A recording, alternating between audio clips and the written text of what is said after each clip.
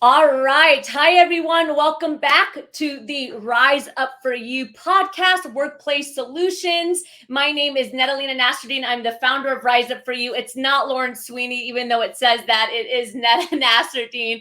Such an honor to be here. This is the Workplace Solutions podcast series where we talk all things company culture, corporate culture, and providing workplace well-being, creating a culture that is sustainable, that's positive, and that is driving forward with your team. Today, I'm super excited because we're actually going to be talking to Leila Melendez, CEO of Borderplex, about what makes an employer great in today's world, especially after the pandemic, 2022. Now, how do you become the employee's choice, which this is the world that we are living in? So welcome again to the podcast. We're going to get started here in just 1 second. Today, the workplace is more dynamic and diverse than it's ever been. 4 generations coming together to contribute to our economy's growth. But new challenges in the workplace are growing each and every day. This podcast brings corporate leaders to you, sharing solutions and strategies to enhance your company's culture and bring your people together. Rise Up For You presents its newest podcast series, Workplace Solutions. People matter.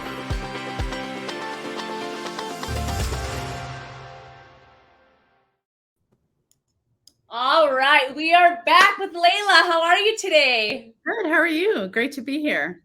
Fantastic. So remind us, where are you calling from again? I am in El Paso, Texas, far west Texas.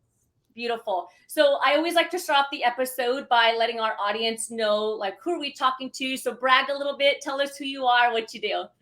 I am the CEO of Workforce Solutions Borderplex. We are the region's Workforce Development Board. So we are a quasi-government organization. Every community across the country has a Workforce Development Board, and we are the one in far west Texas, the 6 counties in far west Texas. And what we do is we help businesses and employees that want to find employment. We help them match up and upskill and improve our economy. Yeah, a huge need right now, right? Absolutely. After everything that's happened.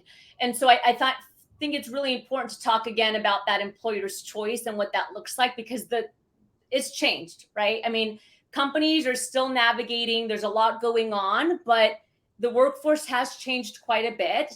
And right now it is, I would say, an employee's world. Correct me if you think it's different. But, employers have to work a little bit harder to get the right employee, to find the right brand fit.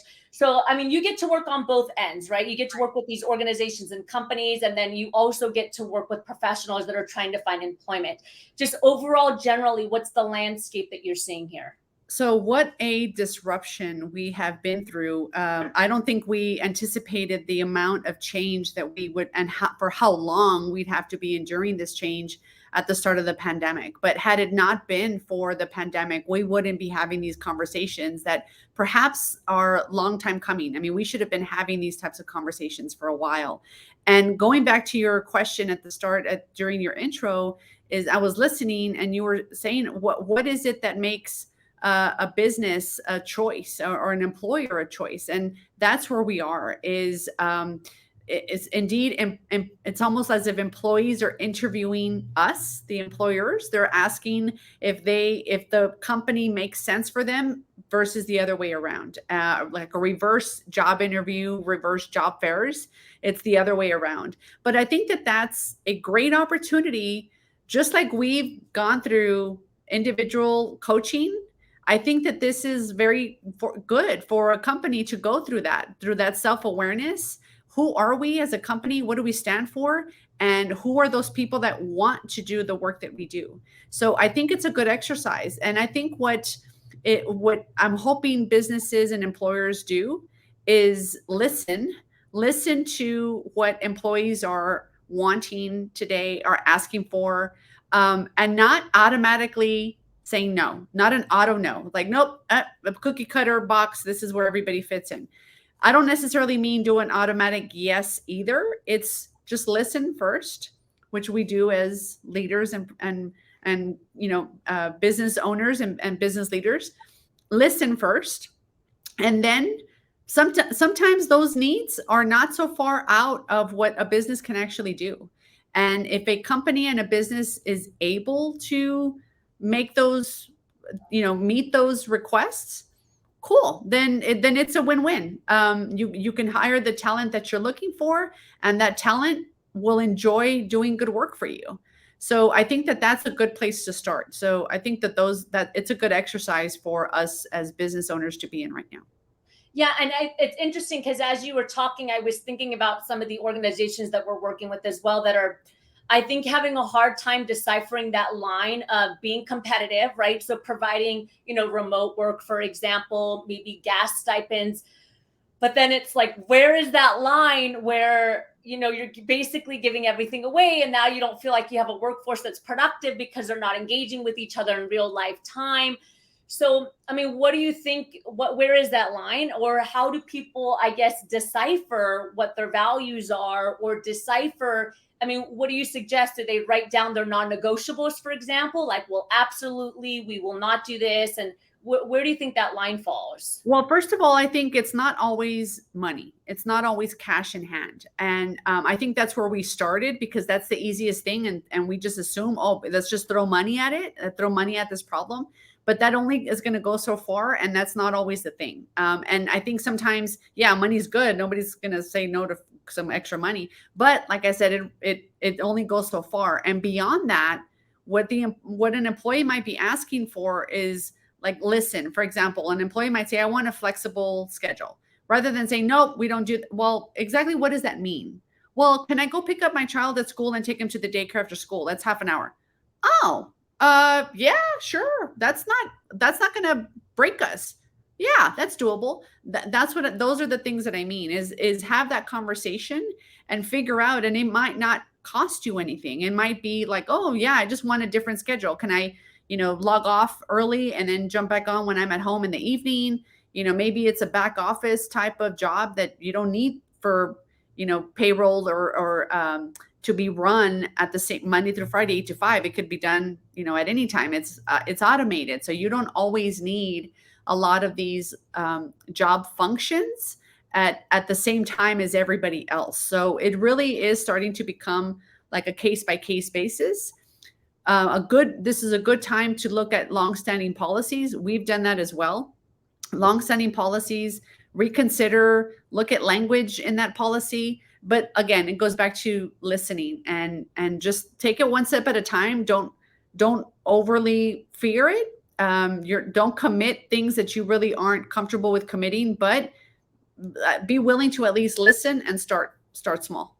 What are some things that even if it's like one thing that you're seeing that's working really well with companies that they're doing that's not financially, like a financial incentive? For us, it's the flexibility in the schedules, and everybody has a different need, but we're very clear on the expectations that we have, the performance that we're looking for, but the flexibility goes a long way. Picking up kids at school, or running to a doctor's appointment, or errands, or I have contractors coming to my house and doing something in the morning. Can I start later? Yeah, those things aren't, they're not that flexibility and that willingness to help out, to be there, to have that sympathy and that willingness goes a long way for the employees, because they do log on when they say they're going to, and they do finish their work. And we've actually seen better performance and better morale just because you're there, you're able to accommodate that. See, that's what I was going to ask you, because like if I play devil's advocate, let's say, I'm talking to another organization that said that, and they're a big company, Fortune 500, that said, why should I come back when I can like go to the gym at 11 o'clock and I can do my laundry? But then the question is, but should you be doing that in that amount of time that you should be working? So then we switch to a model that's not hour based, right? That's not 9 to 5, you're on the clock. Is it benchmark based, where it's like, these are the things that got to get done this week, make it happen, That's exactly right. That is exactly right. We've been working in this construct of like quantifying our work product, our quality, our production in this Monday through Friday, 8 to 5, 40-hour work week. But we've known I look back and I think, man, there were some really productive people before that would just go through work. And then there were those that would just take, a little long, whatever. But so long as we're clear on expectations. And now post COVID, as I look back to the performance that we did, there are some people that can function better in a team environment at a high pace, and some that function better when they're not here and they can focus and they have the time to think and be creative. So not everybody fits in the same model. And I think that that's what is important for companies. And I know it may be harder for larger companies, but I think it's still very worthwhile to just reflect, be self-aware of who you are as a company. What are the functions that you have? And what are some ways that you can do that? I also encourage, just try it, pilot it, try it.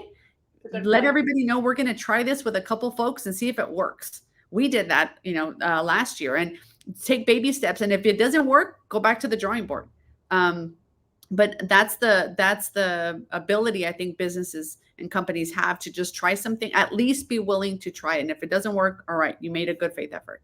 Yeah, I agree with that. And I think you've been saying this whole time, create an action step, action plan, do a SWOT analysis, roll out something, create some non-negotiables, and then play around with it, right? I mean, we're in a new space, but I don't think it's going anywhere anytime soon, right? I think this is the new normal. So companies do have to adjust if they want to be competitive and they want to have a workforce that's going to drive the organization. Leila, thank you so much. It's been awesome to have you. We're going to go into our final round. I call it like rapid questions. So I just ask a couple questions, short answers from you. But the first question is if you were to leave this world tomorrow, what would be a golden nugget that you would leave to everyone? I think a golden nugget that I would leave to everybody is my my mantra is for everybody, find a way. Find a way to, if you want something bad enough, you will find a way to make it to make it work. Yeah. And I know, that here at Rise Up For You, we talk a lot about values. So what would you say is a value for you that's an absolute non-negotiable? A value for me is, I think it's our number one value here. It's our purpose. The reason why we do what we do and what you do every day in your life, in your personal life or in your work, you've got to have a good reason of doing that. And so you always need to have purpose in what you're doing. Absolutely. 2 more questions. So the next one is, how do we learn more about you? If anyone wants to follow you on LinkedIn, where can we go? Your website, fill us in.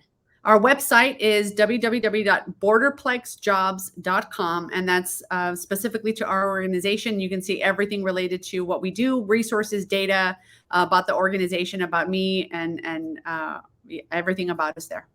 Awesome. And then, of course, follow Leila here on LinkedIn. And then lastly, as you know, we're Rise Up For You. So what comes to mind for you when you hear that phrase? Rise Up For You, I think, is when I hear that phrase, it's giving me a place to elevate. Like literally, I think of rise as like, okay, you got to rise, you got to stand up, you've got to do this for yourself. And that's what comes to mind. Awesome, Leila. Thank you so much. It's been such an honor to have you here. All right. Thank you. Good to see you. Thank you. Awesome. Thank you, everyone, for joining us here at the Workplace Solutions podcast. We're going to be bringing you amazing guests that are going to be talking specifically about how to enhance your company's culture. We always say no cosmetic culture, a company culture that is rooted in values, that is rooted in growth, and that is rooted in human potential. Please make sure to check out our website, riseupforyou.com. And of course, if you need any support with training or coaching, you can grab your free demo training for your company. Our top training right now is emotional intelligence. Rise Up For You, where people come first. Thank you for joining us today.